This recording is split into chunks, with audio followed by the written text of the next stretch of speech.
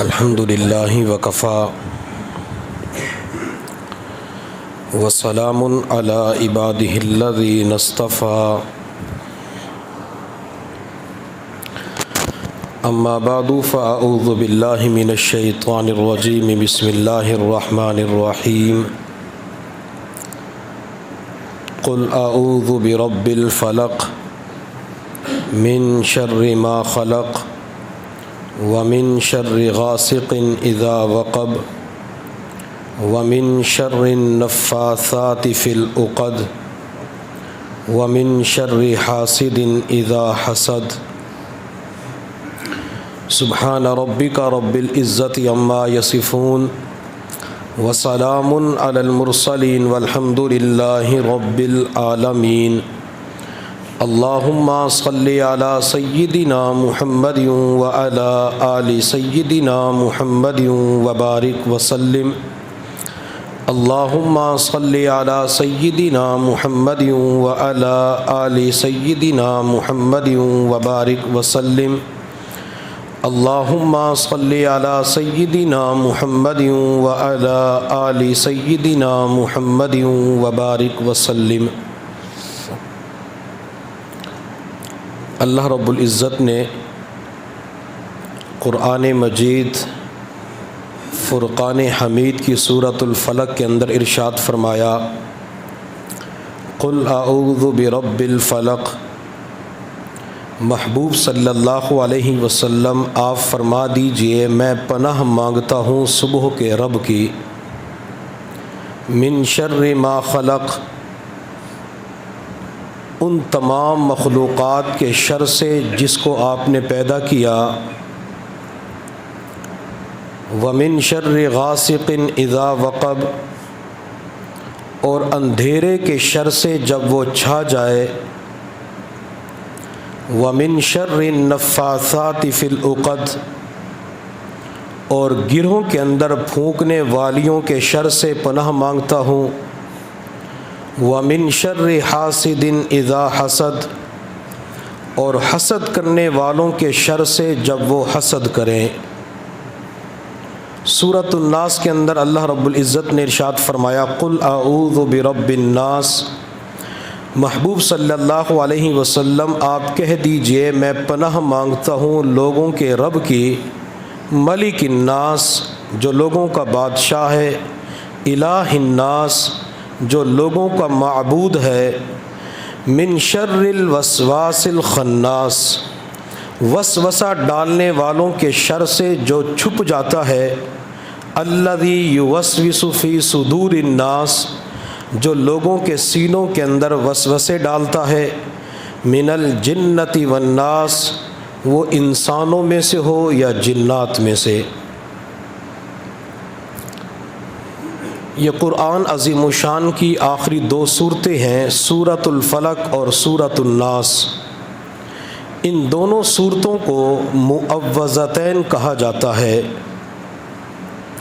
حضور صلی اللہ علیہ وسلم جب رات کو سونے کے لیے بستر پہ تشریف لاتے تو آپ علیہ الصلاۃ والسلام سورۃ الفلق اور سورۃ الناس پڑھ کر اپنے دونوں ہاتھوں پہ دم کر کے پورے جسم کے اوپر پھیر لیا کرتے تھے۔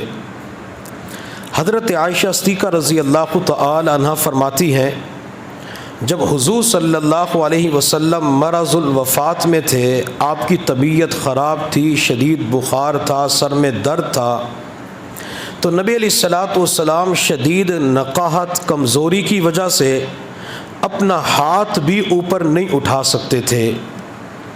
تو میں نے چونکہ نبی علیہ الصلاۃ والسلام کے معمول کو پورا کرنا تھا، میں نے یہ دو صورتیں پڑھ کر آپ علیہ الصلاۃ والسلام کے مبارک ہاتھوں پہ دم کیا، پھونک ماری، اور نبی علیہ الصلاۃ والسلام کے مبارک ہاتھوں کو آپ کے نبوت والے جسم کے اوپر پھیر دیا، تاکہ نبی علیہ الصلاۃ والسلام کا جو رات والا عمل ہے اس عمل کے اندر ناغہ نہ ہو، یہ عمل پورا ہو سکے۔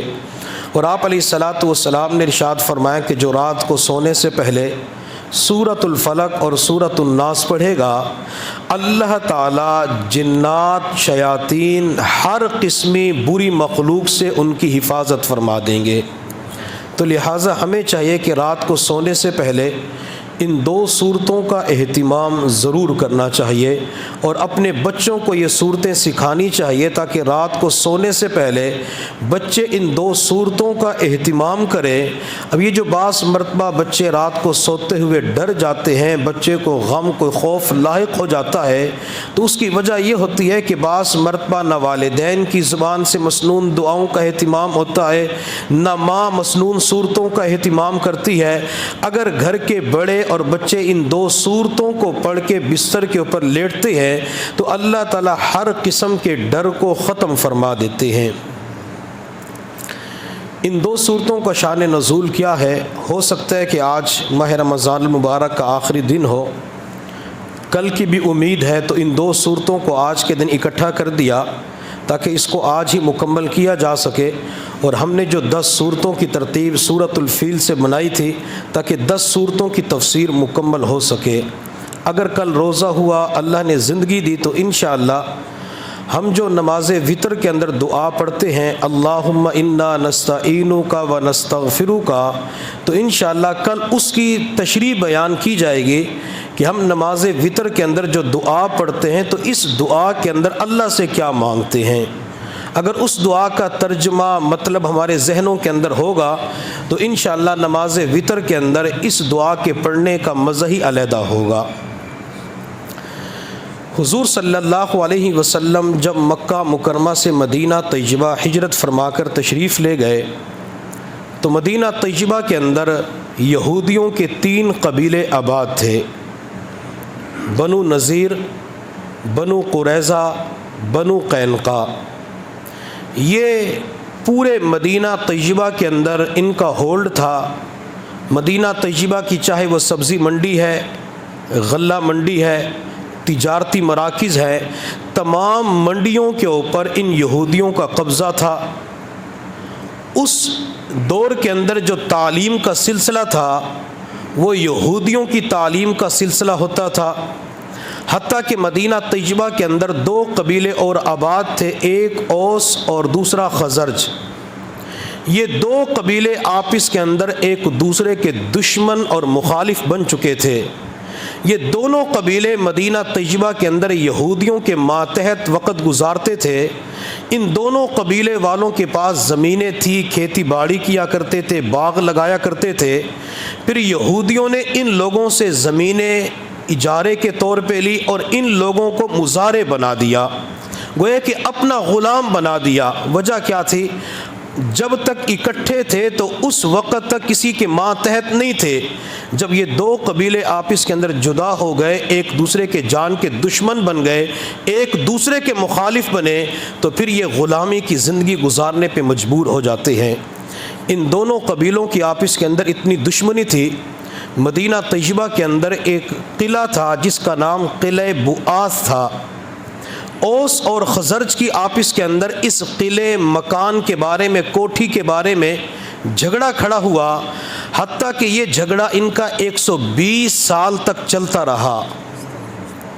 جب بھی کوئی بڑا فوت ہوتا تو اپنے پیچھے والوں کو وصیت کر کے جاتا، اگر تم نے اس قلعہ، اس مکان اور کوٹھی کے حاصل کرنے کی کوشش نہ کی تو میں تمہیں اپنا حق معاف نہیں کروں گا۔ چنانچہ اس بات کی وجہ سے 120 سال تک آپس کے اندر جانی دشمن بن چکے تھے۔ اوس اور خزرج کے اندر ایک لڑائی اور تھی جو تقریباً 63 سال تک آپس کے اندر چلتی رہی، اور وہ اس لڑائی کا نام تھا داحس۔ اس علاقے کے اندر، قبیلے کے اندر ایک گھوڑا تھا، اس گھوڑے کا نام تھا داحس۔ یہ آپس کے اندر گھوڑوں کا مقابلہ کروایا کرتے تھے۔ ایک مرتبہ گھوڑ دوڑ کا مقابلہ تھا اور شرط لگی ہوئی تھی کہ جو گھوڑا جیت جائے گا، پہلے نمبر پہ آئے گا، اسے انعام ملے گا۔ اب ایک گھوڑا جس کا نام داحس تھا وہ آگے سبقت لے جا رہا تھا، تو جو بندہ دوسرے گھوڑے کے اوپر سوار تھا، دوسرے قبیلے سے تعلق رکھتا تھا، اس نے قریب ہو کے اس گھوڑے کے منہ کے اوپر تماچا مارا۔ چنانچہ یہ گھوڑا پیچھے رہ گیا، دوسرا بندہ آگے نکل گیا۔ تو اس بات کے اوپر کہ اس نے گھوڑے کے منہ کے اوپر تھپڑ مارا، تو آپس کے اندر 63 سال تک ان کی جنگ چلتی رہی۔ ایک اور ان کی آپس کے اندر جنگ تھی جو تقریباً 50 سال تک چلتی رہی، اور وہ صرف کبوتری کے انڈوں کے اوپر جنگ چلتی رہی۔ کسی شخص کی زمین کے اندر کیکر کا درخت تھا، اس کیکر کے درخت کے اوپر کبوتری نے انڈے دیے ہوئے تھے۔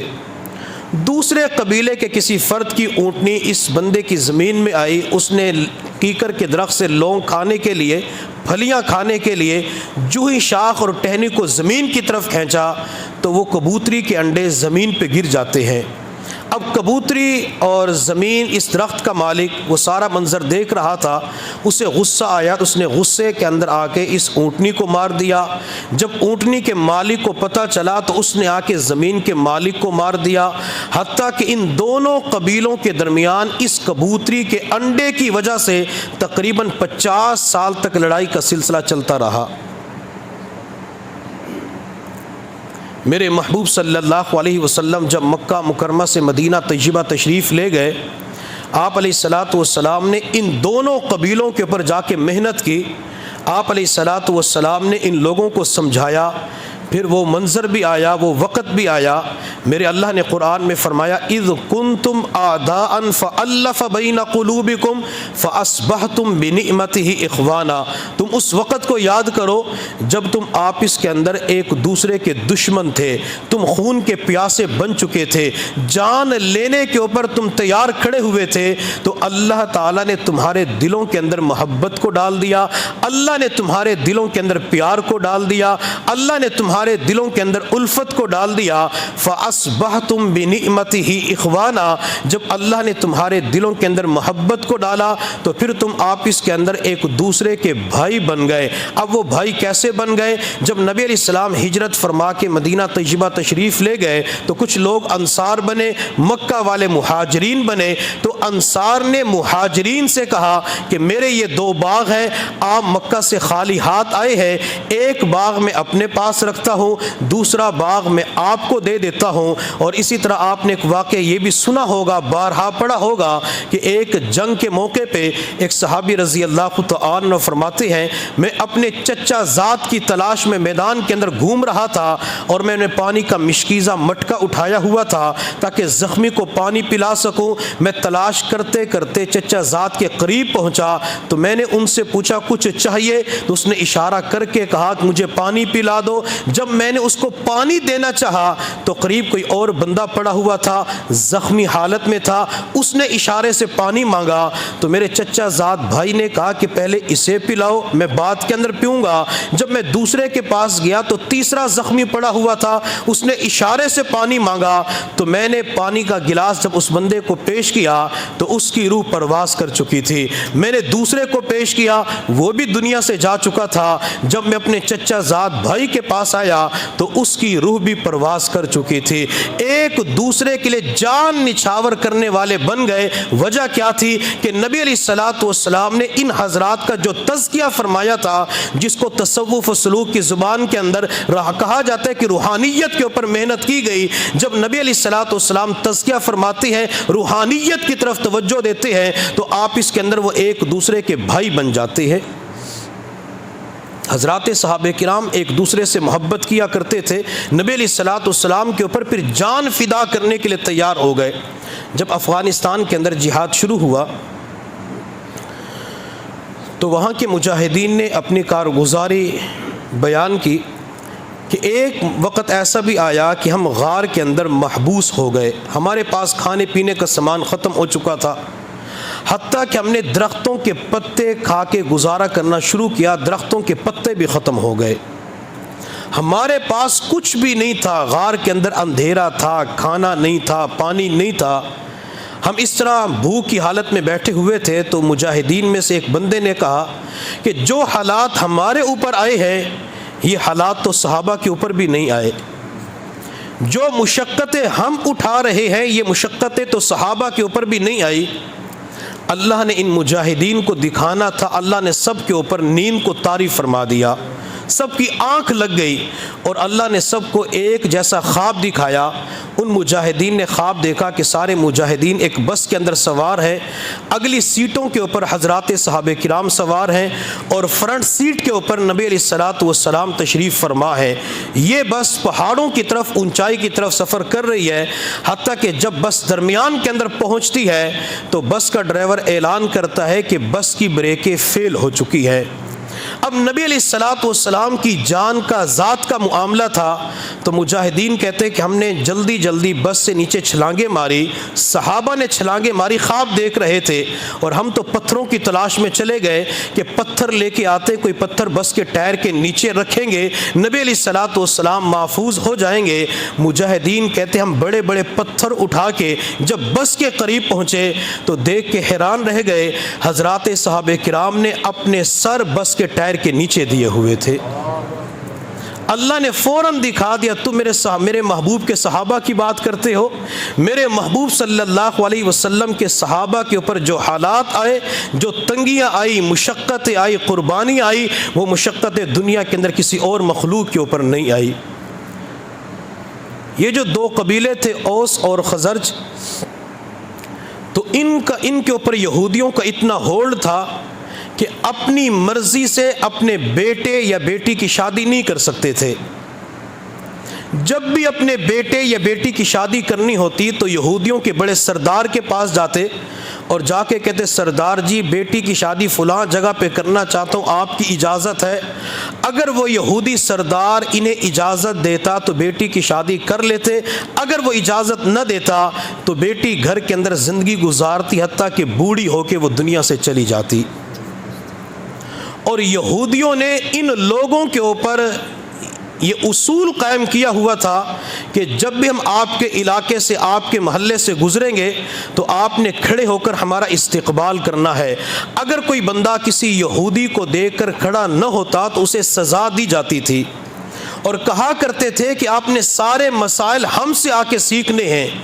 لیکن قربان جاؤں حضور صلی اللہ علیہ وسلم پر، جب میرے محبوب صلی اللہ علیہ وسلم مدینہ طیبہ کے اندر پہنچے تو اوس اور خزرج کے لوگوں نے یہودیوں کے پاس جانا چھوڑ دیا، ان سے مشورہ لینا چھوڑ دیا۔ جب بھی کوئی مسئلہ درپیش ہوتا تو نبی علیہ الصلوۃ والسلام کی خدمت کے اندر آ جاتے، جب بھی کوئی مشورہ لینا ہوتا تو نبی علیہ الصلوۃ والسلام کی خدمت کے اندر پہنچ جاتے، اللہ کے نبی ہمیں مشورہ دیجئے۔ اور یہودیوں کے اوپر تیسرا اثر نبی علیہ الصلوۃ والسلام اور صحابہ کرام کا یہ پڑا کہ پورے مدینہ طیبہ کے اندر غلہ منڈی، سبزی منڈی، جو کچھ بھی کہا جا سکتا ہے، سب کے اوپر ان کا ہولڈ تھا۔ حضرات صحابہ کرام چونکہ نسل در نسل تجارت کیا کرتے تھے، جیسا کہ سورہ قریش کے اندر اللہ نے فرمایا ایلافہم رحلۃ الشتاء والصیف، وہ شام اور یمن کا سفر گرمیوں اور سردیوں کے موسم کے اندر کیا کرتے تھے، گویا کہ جدی پشتی یہ تجارت کیا کرتے تھے۔ اب تجارت کے اندر ان کو مہارت تھی، تجارت کا فن انہیں آتا تھا۔ جب مدینہ طیبہ کے اندر صحابہ کرام نے تجارت کرنا شروع کی تو لوگوں کو پورا دیا کرتے تھے، ناپ تول کے اندر کمی نہیں کرتے تھے، جس کا جو حق ہوتا اسے حق پہنچایا کرتے تھے۔ تو حضرات صحابہ کرام کے پاس لوگوں نے آنا شروع کر دیا، یہودیوں کے پاس جانا چھوڑ دیا، حتیٰ کہ اس کا اثر یہ ہوا کہ یہودیوں کی تمام معیشت ڈوب کے رہ جاتی ہے۔ اور اس وقت پوری دنیا میں یہودیوں نے سونا اکٹھا کرنا شروع کر دیا ہے۔ یہ جو چند سالوں سے سونے کی ریٹ، سونے کی قیمت بڑھتی جا رہی ہے، مسلمان بھی 1,10,000 تولہ ہو چکا، پہلے 20,000 50,000 60,000 تھا، تو سیل کر دیتے، پراپرٹی کے اندر کام آ جائے گا، دکان کے اوپر کام آ جائے گا، بچوں کی شادیوں کے اندر کام آ جائے گا۔ یہ حقیقت کے اندر یہودیوں نے جان بوجھ کے ریٹ بڑھایا تاکہ مسلمانوں سے سونے کو اکٹھا کر لیا جائے۔ حضرت مولانا محمد اسلم شیخو پوری رحمۃ اللہ علیہ جو ٹانگوں سے معذور تھے لیکن اللہ نے درس قرآن کا ذوق اور شوق عطا فرمایا تھا، اس شخصیت نے معذوری کی حالت میں ایک کام شروع کیا جسے مسواک کہا جاتا ہے۔ اس نے چھوٹے پیمانے کے اوپر کام شروع کیا۔ مسواک اس دور کے اندر 5 روپے کی، 10 روپے کی آ جاتی تھی، یا آج 20 روپے کی آ جاتی تھی۔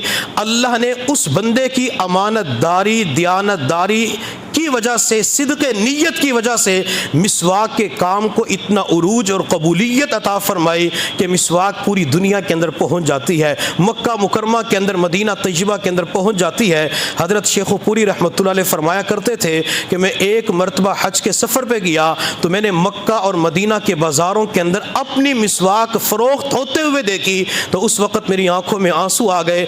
اللہ تو ابابیلوں کے ذریعے بھی کام لے لیتا ہے، کبھی لنگڑے مچھر کے ذریعے نمرود کا خاتمہ کروا دیتا ہے، اللہ میں بھی ٹانگوں سے معذور تھا، اللہ میں نے تو چھوٹے پیمانے کے اوپر کام شروع کیا تھا، اللہ مجھے تو یہ نہیں پتا تھا کہ میری مسواک اتنی قبول ہوگی کہ مکہ کے بازاروں کے اندر بھی نظر آئے گی، میری مسواک مدینہ کے بازاروں کے اندر بھی نظر آئے گی۔ اللہ یہ آپ کا خصوصی کرم اور فضل ہے۔ حضرت شیخ پوری رحمۃ اللہ علیہ فرماتی ہے کہ عرفات کے میدان کے اندر میری ایک بوڑھے سے ملاقات ہوئی تو بوڑھا مجھ سے پوچھنے لگا کہ آپ کہاں سے آئے؟ تو میں نے جواب دیا ملک پاکستان سے آیا ہوں۔ کیا کرتے ہو؟ میں نے جواب دیا درس قرآن دیتا ہوں مختلف مساجد کے اندر مختلف جگہوں پہ جا کے۔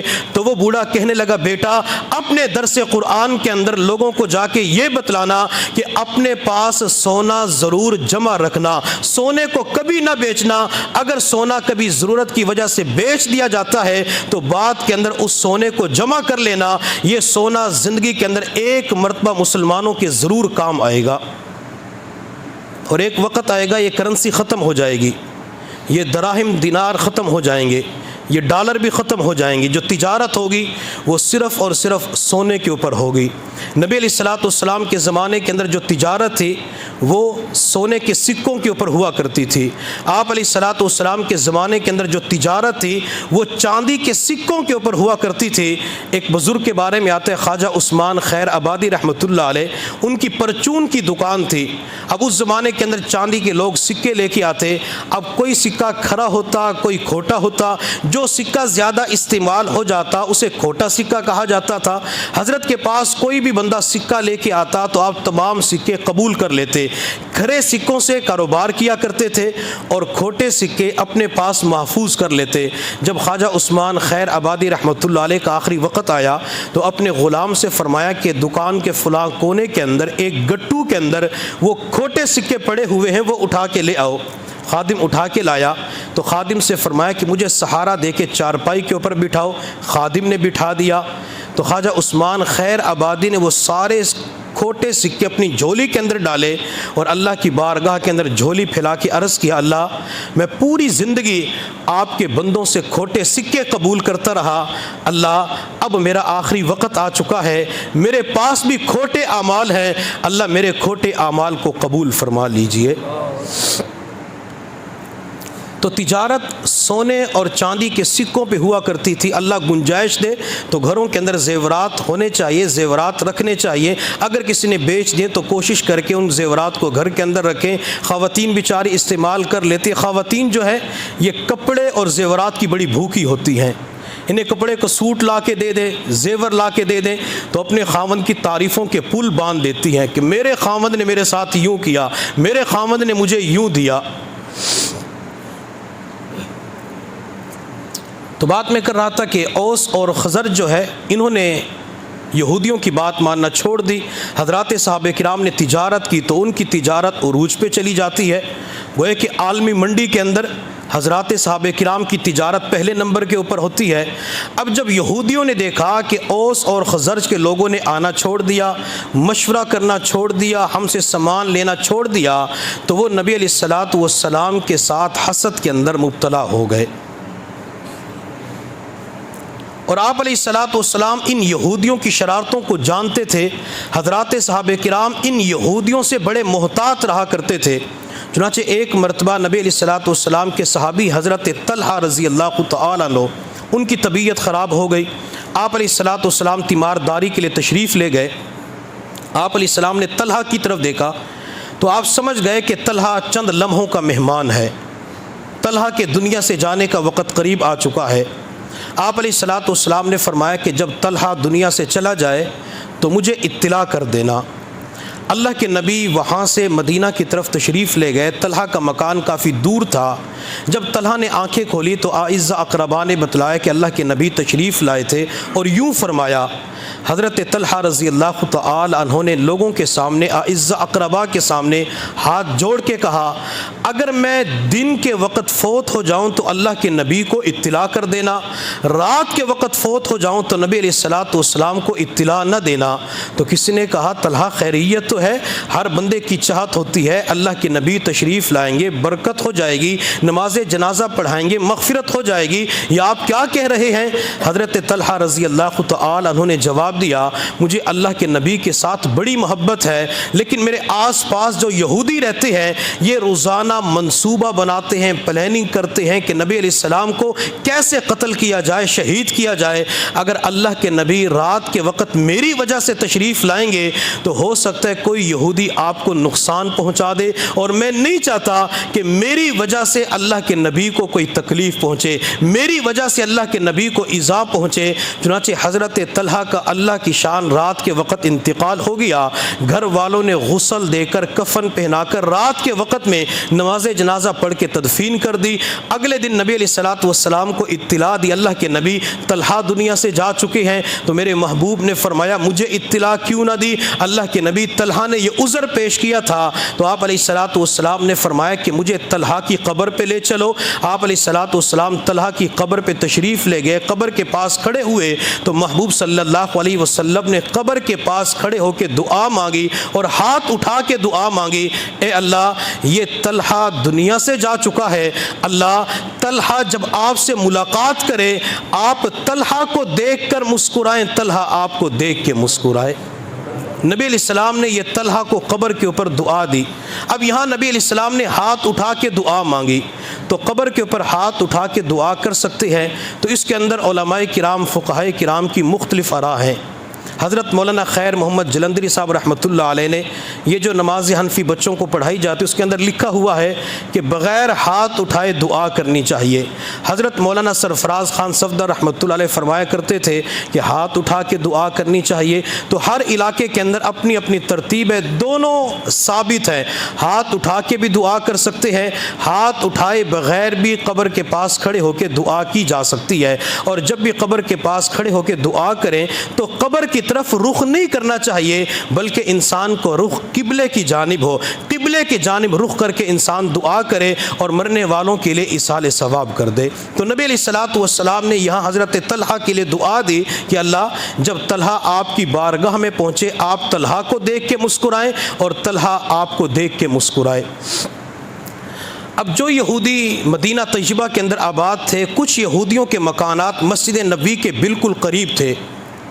اب جب نبی علیہ الصلوۃ والسلام نے آذان کا حکم دیا کہ آذان پڑھو، بلال سے فرمایا، اب جب یہودی آذان سنتے تو ان کے کلیجے پھٹ جاتے۔ آذان کے اندر اشہد ان محمد رسول اللہ سنتے تو حالت غیر ہو جاتی۔ یہودی آپ اس کے اندر اکٹھے ہوئے اور آپ اس کے اندر اکٹھے ہو کے کہنے لگے کہ اب یہاں پہ رہنا ہمارے لیے مشکل ہو چکا ہے، روزانہ پیغمبر کی نبوت کا اعلان سننا پڑتا ہے، محمد کا نام سننا پڑتا ہے کہ وہ اللہ کے نبی ہیں، اللہ کے رسول ہیں، ہم تو ان کو نہیں مانتے نعوذ باللہ، تو لہٰذا ہمارے جو دوسرے محلوں کے اندر مکانات ہیں ہم وہاں چلے جاتے ہیں، یہ مکانات ہم کرائے پہ دے دیتے ہیں۔ چنانچہ یہودی یہ سارے مکانات کرائے پہ دے کر دوسرے محلوں کی طرف چلے گئے۔ قبیلے بنو سلمہ کے لوگ مدینہ طیب مسجد نبوی سے کچھ فاصلے کے اوپر رہتے تھے۔ جب انہیں پتہ چلا کہ یہودی اپنے تمام تر مکانات کرائے پر دے رہے ہیں تو قبیلے بنو سلمہ کے لوگ نبی علیہ الصلوۃ والسلام کی خدمت میں حاضر ہوئے اور عرض کیا، یا رسول اللہ صلی اللہ علیہ وسلم، ہمارے مکانات دور ہیں، مسجد کی طرف جب آتے ہیں تو بعض مرتبہ تنگی ہوتی ہے، گرمی کا موسم یا سردی کا موسم، کبھی بارش ہوتی ہے، طبیعت ٹھیک نہیں ہوتی، زیادہ فاصلہ طے کرنا پڑتا ہے، تو کیا آپ ہمیں اجازت دیتے ہیں کہ ہم ان مکانات کو بیچ کر کرائے پہ دے کے یہ مکانات کرائے کے اوپر لے لیں تاکہ آپ کی صحبت نصیب ہو جائے، آپ کا دیکھنا نصیب ہو جائے؟ تو نبی علیہ الصلوۃ والسلام نے ارشاد فرمایا، میں تمہیں حکم دیتا ہوں کہ تم یہ مکانات کرائے کے اوپر نہ لو، جن مکانات کے اندر رہتے ہو وہیں پہ زندگی گزارو۔ اللہ کے نبی اس کا راز تو بتا دیجئے۔ تو نبی علیہ الصلوۃ والسلام نے ارشاد فرمایا، تم جتنے قدم قدم رکھ کے آؤ گے اللہ تمہیں اتنا ثواب عطا فرما دیں گے. ایک قدم رکھو گے اللہ 10 نیکیاں عطا فرمائیں گے. پھر قدم رکھو گے اللہ اور زیادہ نیکیاں عطا فرمائیں گے. نبی علیہ الصلوۃ والسلام نے ایک جملہ اور ارشاد فرمایا. آپ علیہ الصلوۃ والسلام نے ارشاد فرمایا میں یہ چاہتا ہوں کہ مسلمان ہر محلے کے اندر ہر جگہ پائے جائیں اور کوئی محلہ مسلمانوں کے وجود سے خالی نہیں ہونا چاہیے. اگر تم نے اس محلے کو چھوڑ دیا وہ پورا محلہ تو یہودیوں کا بن جائے گا, وہاں تو سارے یہودی نظر آئیں گے. میری خواہش یہ ہے, میری تمنا یہ کہ تم بھی وہاں پہ وقت گزارو تاکہ ان یہودیوں کے پاس مسلمانوں کا نام و نشان, مسلمانوں کا وجود نظر آنا چاہیے. تو آپ علیہ الصلوۃ والسلام نے حضرات صحابہ کرام کو حکم دیا کہ تم وہیں پہ زندگی گزارو, وہیں پہ وقت گزارو. یہودیوں نے نبی علیہ الصلوۃ والسلام کے ساتھ اتنی زیادہ دشمنی کی اور حسد کے اندر اتنا آگے بڑھے. ایک مرتبہ نبی علیہ الصلوۃ والسلام کسی درخت کے نیچے موجود تھے تو آپ کے اوپر دیوار گرا دی, لیکن اللہ نے جبرائیل کے ذریعے نبی علیہ الصلوۃ والسلام کی حفاظت فرمائی. ایک مرتبہ طائف کے علاقے کے اندر اگر آج بھی کوئی بندہ زیارت کے لیے جائے تو جس باغ کی انگوروں کو جو باغ ہے زیارت کروائی جاتی اس کے بالکل سامنے ایک بہت بڑا پہاڑ ہے جس کو چھوٹے سے پتھر نے روکا ہوا ہے, اور وہاں پہ زیارات کرنے والے بتاتے ہیں کہ یہودیوں نے ایک مرتبہ نبی علیہ الصلوۃ والسلام یہاں موجود تھے, تشریف فرما تھے, تو آپ کے اوپر یہی پتھر گرانے کی کوشش کی. اللہ تعالیٰ نے چھوٹے سے پتھر کے ذریعے اپنے پیغمبر صلی اللہ علیہ وسلم کی حفاظت فرمائی. ایک مرتبہ یہودیوں نے غزوہ خیبر کے اندر نبی علیہ الصلوۃ والسلام کو بکری کے گوشت کے اندر زہر ملا کے دیا. زینب نامی عورت نے دعوت کی تھی. جب آپ علیہ الصلوۃ والسلام نے گوشت اٹھا کے منہ میں رکھا, ابھی آپ نے اندر نہیں لیا تھا, وہ گوشت کا ٹکڑا آپ کے منہ مبارک کے اندر بول پڑا, یا رسول اللہ صلی اللہ علیہ وسلم مجھے استعمال نہ کیجئے, میری مالکہ نے میرے اندر زہر ملا دیا ہے. لیکن چونکہ آپ کے لعاب کے اندر زہر کے اثرات جا چکے تھے, وہ لعاب اندر داخل ہو چکا تھا. اس وجہ سے نبی علیہ الصلوۃ والسلام فرمایا کرتے تھے جب آپ کی طبیعت خراب ہو جاتی کہ یہ سارا اس زہر کا اثر ہے. اور عبداللہ بن مسعود رضی اللہ تعالیٰ عنہ فرمایا کرتے تھے لوگوں میں اللہ کی قسم اٹھا کے کہتا ہوں اللہ کے نبی شہید ہیں, شہید ہیں, شہید ہیں. چونکہ نبی علیہ الصلوۃ والسلام کو زہر دیا گیا تو اسی زہر کے اثرات کی وجہ سے نبی علیہ الصلوۃ والسلام دنیا سے پردہ فرما جاتے ہیں.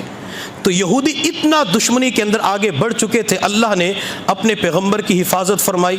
میرے اللہ نے قرآن کے اندر ایک جگہ ارشاد فرمایا واللہ یعصمک من الناس, محبوب آپ کی لوگوں سے حفاظت کرنا یہ آپ کے رب کا کام ہے. اللہ محبوب کی حفاظت فرمایا کرتے تھے. جب یہودی ہر اعتبار سے ناکام ہو گئے اور یہ دیکھا کہ ہمارا کوئی بھی حملہ ان کے اوپر مضبوط نہیں پڑ رہا, تو وہ ایک یہودی لبید بن عاصم کے پاس گئے جو جادو کا ماہر تھا اور جس کے پاس جادو کا علم تھا اور سب سے مہنگا جادوگر تھا. تو یہودی نے جا کے کہا کہ آپ جادو کے امام ہیں, آپ مسلمانوں کے پیغمبر کے اوپر جادو کریں تاکہ وہ بیمار ہو جائیں یا دنیا سے چلے جائیں, نعوذ باللہ. تو اس نے کہا کہ منہ مانگی قیمت لوں گا. تو یہودی نے کہا جتنی آپ کو قیمت چاہیے ہم آپ کو اتنی قیمت دینے کے لیے تیار ہیں. اس یہودی لبید بن عاصم کو منہ مانگی قیمت ادا کی گئی تاکہ وہ نبی علیہ الصلوۃ والسلام کے اوپر جادو کر سکے. تو اس لبید بن عاصم نے کہا کہ مجھے چند چیزیں چاہیے. ایک تو نبی علیہ الصلوۃ والسلام کے بال مبارک چاہیے. جس کنگھی کے ساتھ آپ کے بالوں کے اندر کنگھی کی جائے تو اس کنگھی کے دندانے چاہیے. جب انسان سفر پہ جاتا ہے, محلے کے اندر سے گزر کے آتا ہے, کچا راستہ ہوتا ہے تو بعض مرتبہ سر کے اندر مٹی گرد بھی پڑ جاتی ہے. تو اس نے کہا جب کنگھی دی جاتی ہے تو کنگھی کے اندر جو گرد میل آ جاتی ہے مجھے وہ بھی چاہیے. اب یہ کام کون کرے؟ کوئی صحابی تو کر نہیں سکتا تھا. تو یہودیوں نے ایک بچے کو تیار کیا جس کا نام عبد القدوس آتا ہے. اسے نبی علیہ الصلوۃ والسلام کی خدمت کے اندر بھیجا کہ جاؤ آپ نے جا کے خدمت کرنی ہے اور جب بھی آپ کو موقع ملے تو ان چیزوں کو حاصل کر کے لبید کے پاس پہنچا دینا. ایک لبید بن عاصم تو یہ ہے جو جادو کا امام تھا, جادو کا ماہر تھا. ایک لبید اور بھی ہے, ہمارے مدارس کے اندر کتاب پڑھائی جاتی ہے سبع معلقہ, اس کے اندر شعراء کا کلام ہے. مکہ مکرمہ کے اندر ایک جگہ ہے اوکاز، وہاں پہ میلہ لگتا تھا، تو وقت کے بڑے بڑے شعراء آتے اور اپنا کلام پڑھا کرتے تھے، مختلف چیزیں مختلف آئٹم سیل کیے جاتے تھے۔ اب جس شاعر کا کلام ٹاپ پہ آتا، عمدہ آتا، تو اس شاعر کے کلام کو کاغذ پہ لکھ کر بیت اللہ کی دیوار پہ آویزہ کر دیتے، پورا سال وہ کلام بیت اللہ کی دیوار کے اوپر چسپا رہتا۔ ایک مرتبہ جب لبید اپنا کلام پڑھنے کے لیے آیا، لبید نے اوکاز نامی میلے کے اندر جب اپنا کلام پڑھا، اپنے اشعار پڑھے، وہ کلام اتنا بہترین اور عمدہ تھا کہ وقت کے شعراء نے اپنی پیشانی لبید کے قدموں کے اوپر رکھ دی۔ یہ شعراء کی دنیا میں مسجود الشعراء بن گیا کہ اسے شعراء نے سجدہ کیا تھا۔ جب یہ لبید بعد کے اندر مسلمان ہوا تو ایک مرتبہ حضرت عمر فاروق رضی اللہ تعالی عنہ نے لبید سے کہا، لبید تو نے زمانے جاہلیت کے اندر اتنے بہترین اشعار پڑھے، کلام پڑھا کہ وقت کے شعراء نے تجھے سجدہ کیا، لبید ذرا وہ اشعار تو سنا، وہ کلام تو سنا۔ جب حضرت عمر فاروق رضی اللہ تعالی عنہ نے فرمایا تو لبید نے اپنا سر جھکایا، سوچتا رہا، کافی دیر کے بعد سر اٹھا کے امیر المؤمنین کی آنکھوں میں آنکھیں ڈال کر کہنے لگا، ٹھنڈی آہ کھینچنے کے بعد کہا، عمر کیا قرآن کے بعد لبید کے کلام کی حاجت رہی ہے؟ عمر کیا قرآن کے بعد لبید کے کلام کی حاجت رہی ہے؟ اب تو قرآن نازل ہو چکا ہے، اب تو اللہ نے قرآن دے دیا، قرآن کے بعد لبید کے کلام کی ضرورت نہیں ہے۔ تو وہ لبید اور تھا اور یہ لبید بن عاصم اور ہے۔ اب وہ بچہ نبی علیہ السلام کی خدمت میں جایا کرتا تھا، چنانچہ اس بچے نے نبی علیہ السلام کے بال مبارک کے اندر کنگھی بھی کرنا شروع کر دی۔ وہ بچہ اتنا ہوشیار تھا، چلاک تھا، ذہین اور فتین تھا کہ اس نے نبی علیہ السلام کے سر مبارک سے نکلنے والے بالوں کو محفوظ کر لیا، کنگھی کے دندانے کو حاصل کر لیا۔ یہ ساری چیزیں اکٹھی کر کے اس نے لبید بن عاصم کے پاس پہنچا دی۔ لبید بن عاصم نے نعوذ باللہ نبی علیہ السلام کی ایک شبیہ بنائی، مجسمہ بنایا، وہ ایک شکل و صورت بنائی، موم کی بنائی جس کے ذریعے موم بتی استعمال کی جاتی ہے۔ تو اس کے اندر 11 سوئیاں ڈالی، ایک لمبی ڈوری لی، لمبی ڈوری لینے کے بعد اس ڈوری کے اوپر 11 گرہ لگائی۔ یہ خود بھی جادو کا ماہر تھا، اس کی بیٹیاں بھی جادو کیا کرتی تھی، اس نے اپنی بیٹیوں کو یہی کام سکھایا تھا۔ اللہ تعالی ہمیں ایسی اولاد عطا فرمائے جو ہمارے لیے آخرت کے اندر صدقہ جاریہ بن جائے۔ اللہ ہمیں ایسی اولادیں عطا فرمائے جو دنیا کے اندر ہماری آنکھوں کی ٹھنڈک بن جائے۔ حضرت ابراہیم علیہ السلام نے یہی تو دعا مانگی۔ جب تشہد کی حالت میں ہم بیٹھتے ہیں تو درود شریف کے بعد ایک دعا پڑھتے ہیں، رب اجعلنی مقیم الصلاۃ ومن ذریتی، اللہ مجھے اور میری اولادوں کو نماز کا قائم کرنے والا بنا دے۔ تو ہم بھی اللہ سے یہ دعا کیا کریں، اللہ ہماری اولادوں کو نیک بنا دے، اللہ ہماری اولادوں کو نماز کا قائم کرنے والا بنا۔ ایک ہوتے نماز کا پڑھنا، ادا کرنا، دوسرا ہے قائم کرنا۔ اگر ہماری اولادیں نماز کو قائم کریں گی، ہماری اولادیں نمازوں کو جاندار بنائیں گی تو اللہ تعالیٰ ان کی زندگیوں کو شاندار بنا دیں گے۔ اپنی اولادوں سے کہا کریں کہ بیٹا آپ نے نماز جو پڑھنی ہے نماز کو قائم کرنا ہے۔ قائم کرنے سے مراد نماز کو خشوع خضوع کے ساتھ پڑھنا ہے۔ جس کی نماز کے اندر خشوع خضوع ہوگا، جس کی نماز جاندار ہوگی، جس کی نماز بہترین ہوگی، اللہ تعالیٰ اس کی زندگی کو شاندار بنا دیں گے۔ تو اس لبید نے اپنی بیٹیوں کو جادو کا علم سکھایا ہوا تھا، چنانچہ لبید بن عاصم بیٹھا، اس کی بیٹیاں ساتھ بیٹھ گئی اور اس کے اوپر جادو کرنا شروع کر دیا۔ جو ان کے پاس اس وقت کا منتر تھا، منتر کرنے کے بعد، عمل کرنے کے بعد ان چیزوں کو مدینہ طیبہ سے باہر ایک کنواں تھا، اس کنویں کے اندر پتھر کے نیچے جا کے ڈال دیا۔ حتیٰ کہ اتنا سخت قسم کا جادو تھا، جب نبی علیہ السلام نے ان چیزوں کو اس کنویں کے اندر سے نکالا تھا تو اس کنویں کا پانی مکمل پیلا ہو چکا تھا، سفیدی سے پیلاہٹ کی طرف جا چکا تھا۔ اب یہ نبی علیہ السلام کے اوپر جادو کیا گیا۔ بعض مرتبہ ذہن کے اندر سوال پیدا ہوتا ہے کہ اللہ کے نبی تو امام الانبیاء ہیں، کیا پیغمبروں کے ساتھ بھی یہ معاملہ ہو سکتا ہے؟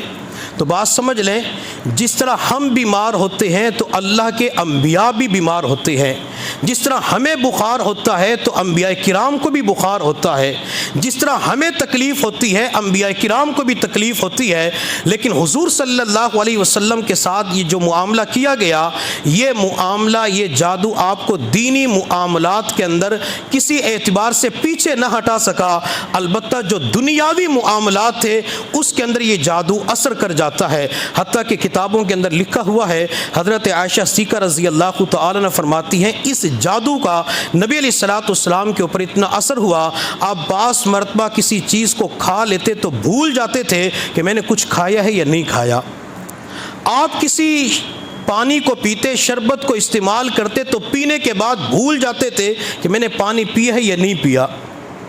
آپ علیہ الصلوۃ والسلام ازواج مطہرات کے پاس تشریف لے جاتے تو بھول جاتے تھے کہ کل کس کے پاس گیا تو آج کس کے پاس جانا ہے۔ یہ معاملات نبی علیہ الصلوۃ والسلام کے ساتھ پیش آئے، اور حضرت عائشہ صدیقہ رضی اللہ تعالی عنہ فرماتی ہیں نبی علیہ الصلوۃ والسلام جب گھر کے اندر تشریف لاتے تھے تو آپ کے چہرے کے اوپر بشاشت ہوتی تھی، چہرہ حشاش بشاش ہوتا تھا، لیکن جب یہ معاملہ ہوا تو نبی علیہ الصلوۃ والسلام گھر کے اندر تشریف لاتے تھے، اللہ کا ذکر کرتے، لیکن آپ کے چہرے کے اوپر مسکراہٹ نہیں ہوتی تھی۔ میں نے نبی علیہ الصلوۃ والسلام کو مسکراتے ہوئے نہیں دیکھا۔ اب یہ جادو کا اثر کتنے مہینے رہا؟ حافظ ابن حجر عسقلانی رحمۃ اللہ علیہ نے لکھا ہے تقریباً 6 مہینے یا 1 سال تک نبی علیہ السلام کے اوپر اس کا اثر رہا۔ آپ علیہ الصلوۃ والسلام نے گفتگو کرنا کم کر دی۔ حضرت عائشہ صدیقہ رضی اللہ تعالی عنہ فرماتی اس جادو کا ایک اور اثر ہوا کہ نبی علیہ الصلوۃ والسلام کا وزن بھی کم ہو جاتا ہے۔ ایک مرتبہ نبی علیہ الصلوۃ والسلام گھر کے اندر آرام فرما رہے تھے، چونکہ نبی علیہ الصلوۃ والسلام کا معمول تھا عشاء کی نماز کے متصل بعد سونے کا۔ آپ علیہ الصلوۃ والسلام نے خواب کے اندر دیکھا کہ 2 فرشتے آئے، ایک فرشتہ جبرائیل علیہ السلام اور دوسرے میکائیل علیہ السلام۔ جبرائیل نبی علیہ الصلوۃ والسلام کے سر مبارک کی طرف کھڑے ہو گئے، اور میکائیل علیہ السلام نبی علیہ الصلوۃ والسلام کے پاؤں کی طرف کھڑے ہو گئے۔ تو میکائیل نے نبی علیہ السلام کی طرف اشارہ کر کے جبرائیل سے پوچھا کہ ان کو کیا تکلیف ہے؟ تو جبرائیل نے جواب دیا کہ ان کے اوپر لبید بن عاصم نے جادو کیا ہے۔ تو میکائیل نے پوچھا جبرائیل سے کس چیز کے اوپر جادو کیا؟ تو جبرائیل نے بتایا۔ میکائیل نے تیسرا سوال پوچھا کہ وہ چیزیں کہاں پڑی ہیں؟ تو حضرت جبرائیل السلام نے جواب دیا مدینہ طیبہ سے باہر جو فلاں کنواں ہے اس کنویں کے اندر موجود ہیں۔ آپ علیہ الصلوۃ والسلام نے یہ خواب کے اندر دیکھا، جب صبح ہوئی تو آپ کے چہرے کے اوپر مسکراہٹ تھی۔ حضرت عائشہ صدیقہ رضی اللہ تعالی عنہ فرماتی ہیں جب میں نے اللہ کے نبی کو مسکراتے ہوئے دیکھا تو میں نے عرض کہ اللہ کے نبی خیریت تو ہے؟ آج میں نے آپ کو کئی دنوں کے بعد مسکراتا ہوا دیکھا ہے، آپ کے مسکرانے کی وجہ سے میرا دل بھی خوش ہو گیا۔ حضرت کعب رضی اللہ تعالی عنہ جو غزوہ تبوک کے اندر نہیں جا سکے تھے اور نبی علیہ الصلوۃ والسلام کے پاس جب معافی مانگنے کے لیے آئے تھے تو اللہ کے نبی نے فرمایا جب تک اللہ تعالیٰ آپ کے بارے میں برات کا اعلان نہیں فرماتے میں اس وقت تک کچھ نہیں کہہ سکتا۔ اللہ کے پیغمبر نے کعب کے ساتھ بولنا چھوڑ دیا، بیوی نے بولنا چھوڑ دیا، کعب اور بیوی کا بستر جدا ہو گیا، دوستوں نے بولنا چھوڑ دیا، اعزا اقربا نے بولنا چھوڑ دیا۔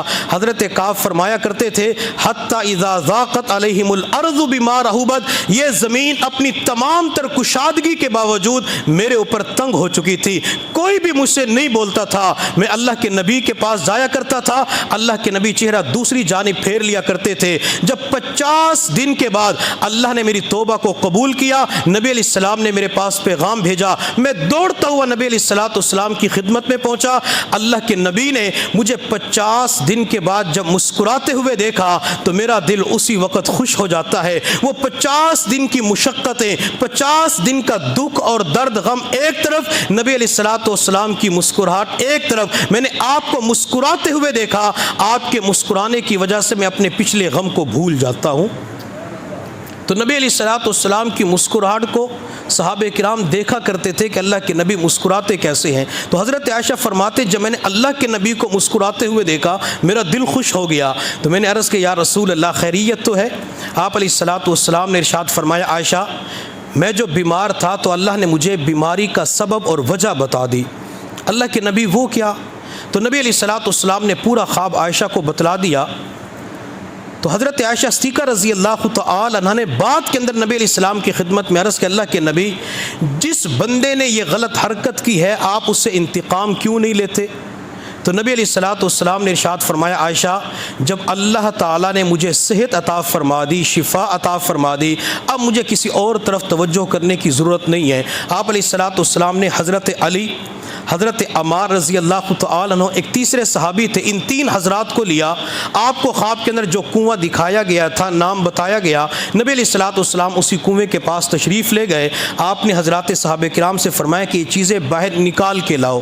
جیسے کہ میں نے پہلے بتایا کہ اس کنویں کا پانی ان چیزوں کی وجہ سے پیلا ہو چکا تھا، اور بعض روایات کے اندر آتا ہے کہ اس کنویں کا پانی مکمل طور پہ سرخ ہو چکا تھا، پانی لال ہو چکا تھا۔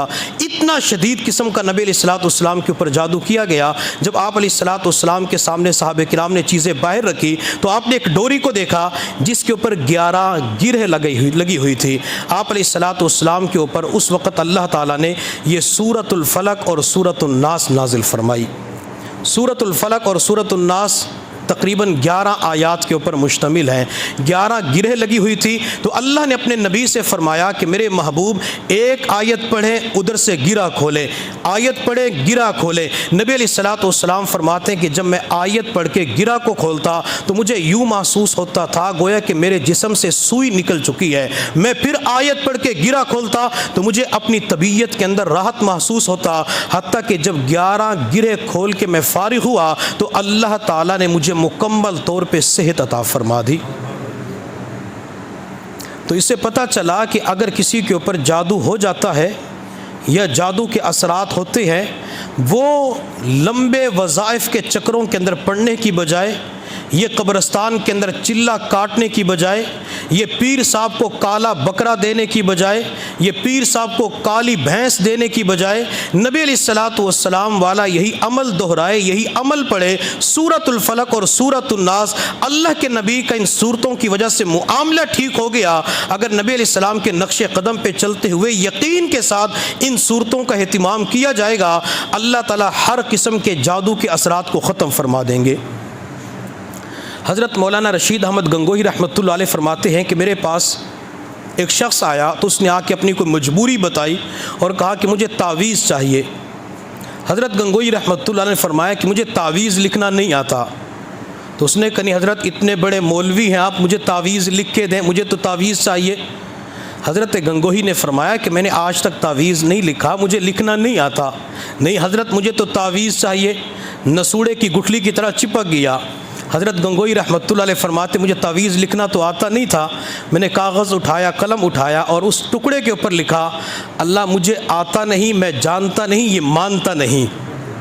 اللہ میں جانتا نہیں، یہ مانتا نہیں، اللہ آپ اس کو صحت عطا فرما دیں۔ حضرت گنگوہی فرماتے ہیں کہ میں نے کاغذ کے ٹکڑے کو بند کر کے اس کو دیا اور کہا کہ پانی کے اندر ڈال کے استعمال کر لینا۔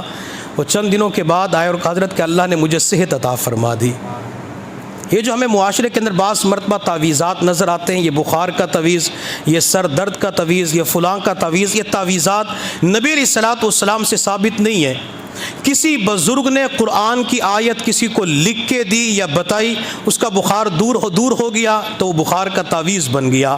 کسی کے گردے کے اندر، پیٹ کے اندر درد تھا، قرآن کی آیت لکھ کے دی، یہ پڑھ لینا، وہ پیٹ کے درد کا تعویذ بن گیا۔ نبی علیہ السلام سے کوئی تعویذ ثابت نہیں ہے، البتہ حضرات صحابہ کرام سے تعویذ ثابت ہیں۔ صحابہ کرام نے لوگوں کو لکھ کے دیے تھے، لیکن نبی علیہ السلام کی مبارک زندگی کے اندر سے ہمیں دو چیزیں ملتی ہیں۔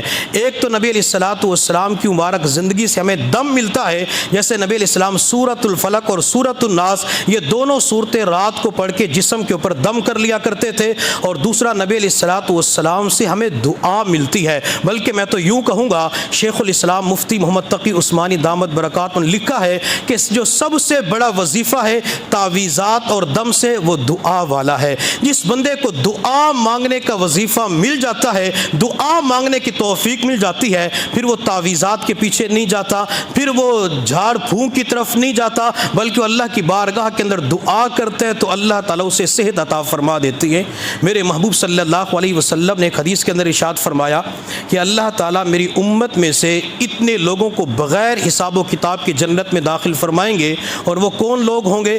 نبی علیہ الصلوۃ والسلام نے ایک بندے کے بارے میں فرمایا جو دنیا کے اندر جھاڑ پھونک نہیں کرے گا، جو اپنے آپ کو اس سے بچائے گا، اللہ بغیر حساب و کتاب کے جنت کے اندر داخل فرما دیں گے۔ یہ کسی کو دم کر دینا، جھاڑ پھونک کر دینا کوئی گناہ کا کام نہیں ہے، ناجائز نہیں ہے، کر سکتے ہیں، اگر کوئی کرتا ہے تو بعض مرتبہ اللہ تعالیٰ اسے صحت عطا فرما دیتی ہے۔ لیکن جب بھی کوئی مسئلہ بن جائے، کوئی قاری صاحب نہیں مل رہے، کوئی عالم نہیں مل رہے دم کرنے والے، تو اللہ کی بارگاہ میں دعا کے لیے ہاتھ اٹھائیں، اللہ بچہ بیمار ہے، اللہ اس کو صحت دے دے، اللہ فلاں بیمار ہے اس کو صحت دے دے۔ اگر دعا کا اہتمام کر لیا جائے یا اللہ کے راستے میں صدقے کا اہتمام کیا جائے تو اللہ تعالیٰ صدقے اور دعا کی برکت سے تکالیف کو ختم فرما دیتی ہے۔ اللہ نے محبوب کو دو صورتیں عطا فرمائی، سورۃ الفلق اور سورۃ الناس۔ سورۃ الفلق کی جو پہلی آیت ہے قل اعوذ برب الفلق، محبوب صلی اللہ علیہ وسلم آپ کہہ دیجئے میں پناہ مانگتا ہوں صبح کے رب کی۔ یہ جو اندھیرے کے بعد روشنی آتی ہے، صبح آتی ہے، یہ کون لے کے آتا ہے؟ اللہ لے کے آتا ہے۔ کائنات کے اندر خود بخود روشنی نہیں آتی، کائنات کے اندر خود بخود اندھیرا نہیں پھیلتا، بلکہ کائنات کے اندر روشنی اللہ لے کے آتے ہیں، اندھیرا اللہ لے کے آتے ہیں۔ میرے اللہ نے قرآن عظیم الشان میں فرمایا قل ارأیتم ان جعل اللہ علیکم سرمدا الی یوم القیامہ من الہ غیر اللہ یاتیکم بھی، اگر یہ روشنی ختم ہو جائے، یہ اندھیرا ختم ہو جائے تو اللہ کے سوا کون ہے جو روشنی کو لا سکے؟ اللہ کے سوا کون ہے جو اندھیرے کو لا سکے؟ اللہ ہی وہ ذات ہے جو روشنی کو لے کے آتی ہے، اللہ ہی وہ ذات ہے جو رات کے وقت اندھیرے کو لے کے آتی ہے۔ تو اس صبح کو بنانے والا، رات کا بنانے والا وہ اللہ رب العزت ہی کی ذات ہے۔ من شر ما خلق، میں پناہ مانگتا ہوں ہر اس چیز کے شر سے جس کو اللہ تعالیٰ نے پیدا کیا۔ اللہ نے جانوروں کو پیدا کیا، اللہ نے انسانوں کو پیدا کیا، اللہ نے جنات کو پیدا کیا، اللہ نے فرشتوں کو پیدا کیا، اللہ نے ہر اچھی اور بری مخلوق کو پیدا کیا ہے۔ اب اگر ہم یہی صورت پڑھیں گے من شر ما خلق، اللہ یہ جو جنات نقصان پہنچانے والے ہیں یا بعض مرتبہ انسان جانی دشمن بن جاتے ہیں، یہ نقصان پہنچاتی ہیں، اللہ میں ان تمام لوگوں کے شرور سے آپ کی پناہ مانگتا ہوں۔ جب بندہ اللہ سے دعا کرتا ہے ان کے شر سے محفوظ فرما دیتی ہے۔ وَمِن شَرِّ غَاسِقٍ إِذَا وَقَبَ، اندھیرے کے شر سے۔ اللہ نے اندھیرے کا تذکرہ فرمایا۔ ہم تو بعض مرتبہ اندھیرا سمجھتے ہیں اور تصور کرتے ہیں جو رات کے وقت آتا ہے، جو ہی مغرب ہوئی تو اندھیرا پھیلنا شروع ہو گیا، لیکن اگر دل کی آنکھوں سے دیکھا جائے، حقیقت کے اندر دیکھا جائے تو ہر غلط چیز اندھیرا ہوتی ہے، ہر گناہ اندھیرا ہوتا ہے، ہر برائی اندھیرا ہوتی ہے۔ یہ معاشرے کے اندر کفر کا اندھیرا، یہ شرک کا اندھیرا، یہ بدعات کا اندھیرا، یہ غلط عقائد کا اندھیرا، یہ گناہوں کا اندھیرا۔ اگر انسان اللہ کی بارگاہ کے اندر یہی کہتا ہے اللہ تمام اندھیروں سے پناہ مانگتا ہوں، اللہ کفر کے اندھیرے سے محفوظ فرما دیتے ہیں، اللہ شرک بدعات کے اندھیرے سے محفوظ فرما دیتے ہیں۔ اور اس کی دوسری وجہ یہ ہے کہ جو جادو کرنے والے ہوتے ہیں وہ عموماً رات کا انتخاب کرتے ہیں، ویرانوں کے اندر، جنگلوں کے اندر جا کے، تنہائی کے اندر بیٹھ کے وہ ایک دوسرے کے اوپر جادو کرتے ہیں۔ تو اللہ فرماتے جو رات کے وقت جاتے جادو والا عمل کرتے ہیں، اگر تم رات کو سونے سے پہلے یہ سورت پڑھو گے میں اس سورت کی برکت سے ان کی شرارتوں سے محفوظ فرما دوں گا۔ وَمِن شَرِّ النَّفَّاثَاتِ فِي الْعُقَدِ، گروہوں کے اندر پھونکنے والیوں کے شر سے پناہ مانگتا ہوں۔ جب بھی کسی کے اوپر کوئی جادو کیا جاتا ہے اس کے اوپر پھونکیں ماری جا رہی ہوتی ہے، پاس مرتبہ کوئی پھونک والی سرکار بھی بن جاتا ہے، پھونکوں ہی سے پورے ملک کا نظام چلایا جاتا ہے۔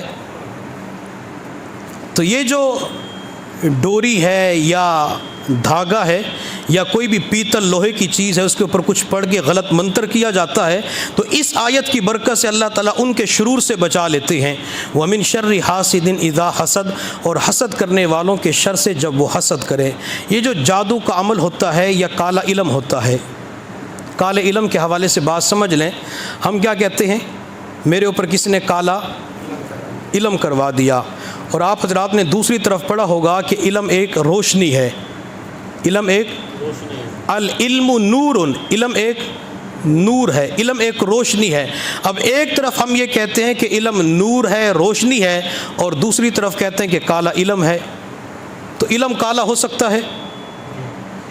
علم تو کالا نہیں ہو سکتا۔ تو اس جملے کو اپنی زندگیوں سے، اپنی زبانوں سے ختم کرنا چاہیے کہ میرے اوپر کس نے کالا علم۔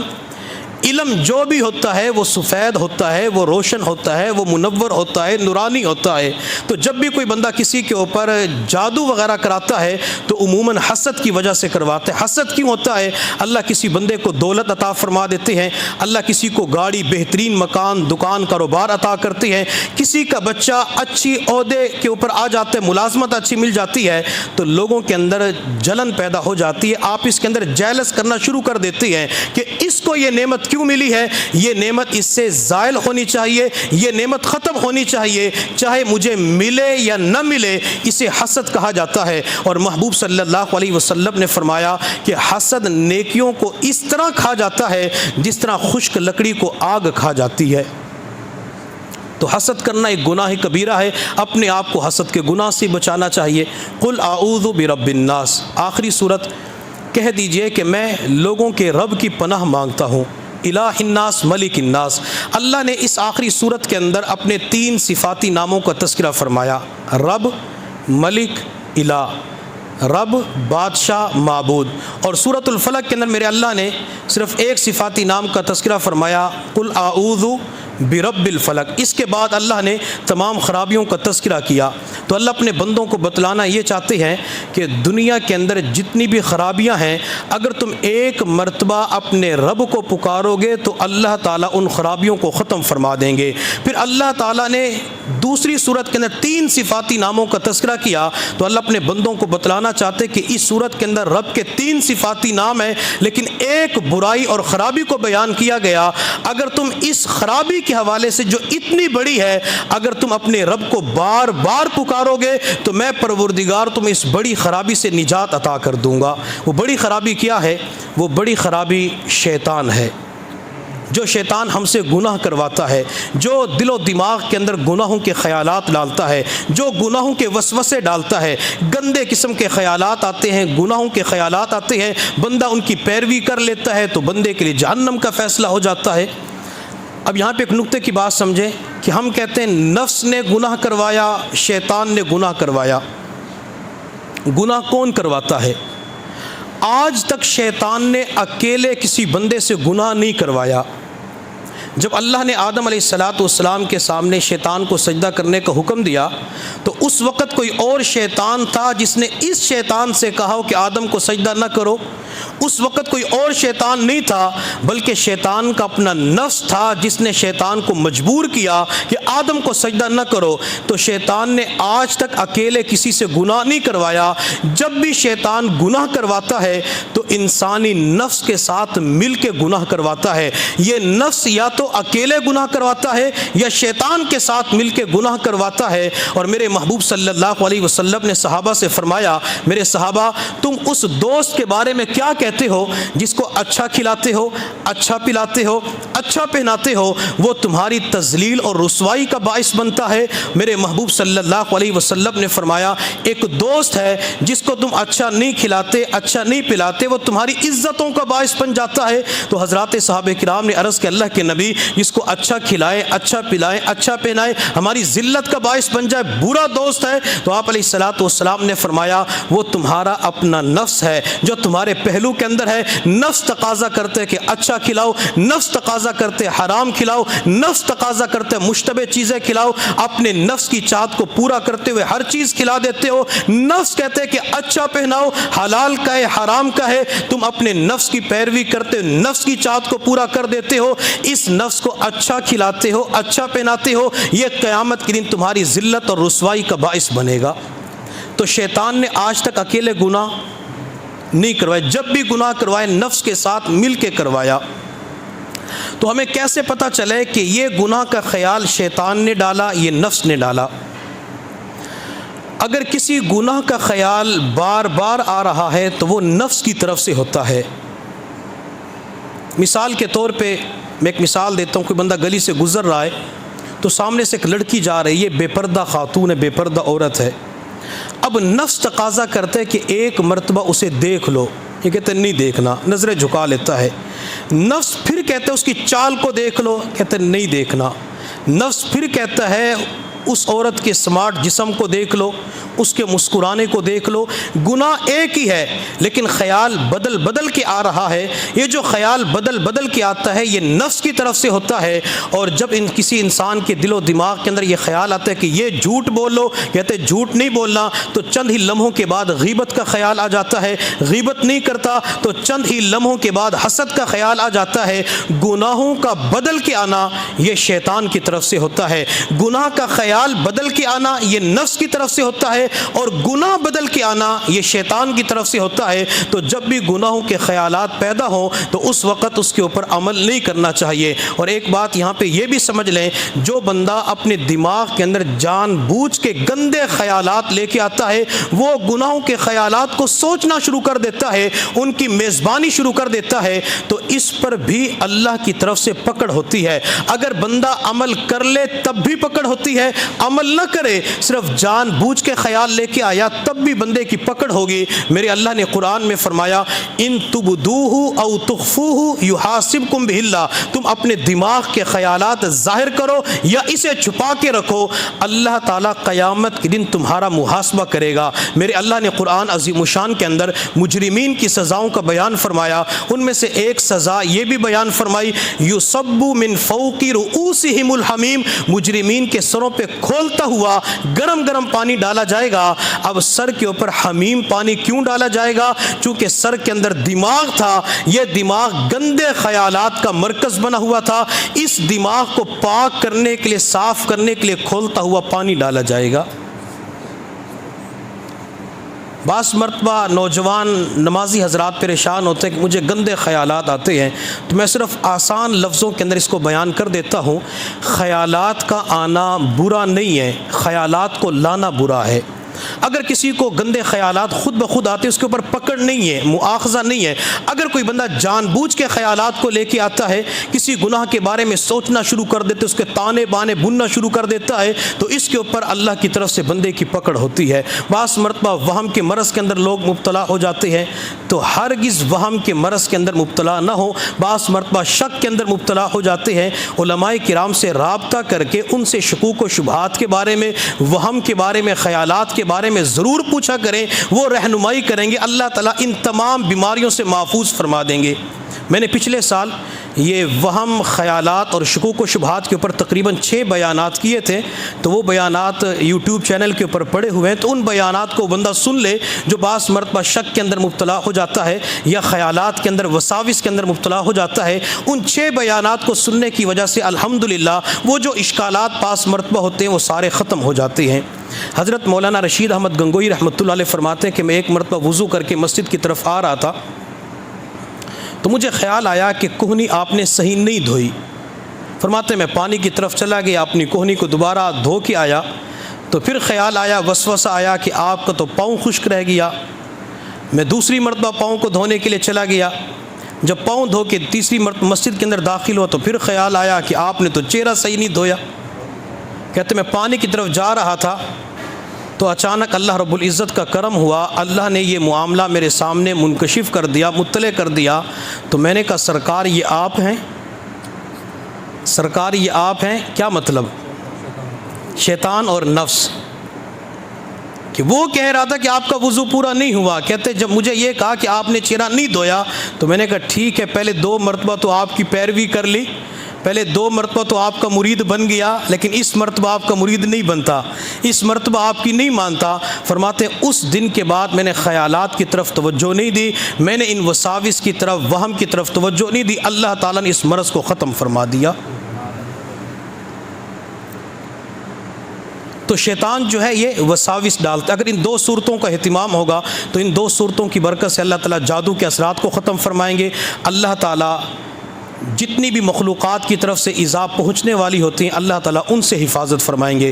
اللہ رب العزت کی بارگاہ میں دعا ہے اللہ تعالیٰ ان 2 صورتوں سے ہمیں جتنے بھی اسباق ملتے ہیں اللہ تعالیٰ ان سب کو اپنانے کی توفیق عطا فرمائے۔ وآخر دعوانا ان الحمد للہ رب العالمین۔